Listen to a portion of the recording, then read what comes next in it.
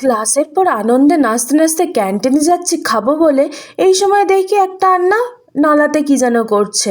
তারপরে দেখলাম একটা কাঁকড়া ধরেছে। আমি তো দেখে অবাক হয়ে গেলাম, কারণ এখানে না কোনো জলাশয় আছে, না কোনো পুকুর আছে। একটা শুকনো ফটফটে জায়গায় কোথা থেকে এই ক্র্যাব আসলো? তারপর উনি বলল যে এই ক্র্যাবটা উনি এই নালা, জল পাস করে যে নালা আছে ওইখান থেকে সাইড থেকে ধরেছে।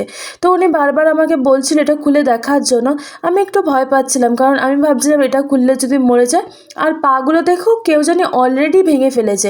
কেউ হয়তো ধরেছিল, বা হয়তো কোনো কারণে তার এই ক্র্যাবটার পাগুলো ভেঙে গেছে। তারপরে উনি নিয়ে যাচ্ছিল। আমি বললাম যে এটা নিয়ে কি করবেন, কেন বক্সে ভরছেন, নালাতে এবার ছেড়ে দিন না। তখন বললো না ম্যাম, এখানে ছেড়ে দিলে রাস্তা দিয়ে হাঁটাচলা করতে গেলে তখন কারোর পায়ে বাঁধলে বা কোনো গাড়িতে চাপা দিলে এটা মরে যাবে। আমাদের এখানে টেম্পেলে একটা পুকুর আছে, ওখানে ছেড়ে দেবো।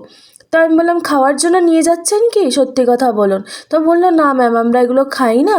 অ্যাকচুয়ালি এর থেকে বড় সাইজেরগুলো ওনারা খায়। আর এটা যেহেতু ফিমেল ক্র্যাব, তো ফিমেল ক্র্যাব নাকি ওনারা খায় না। Thank you for watching.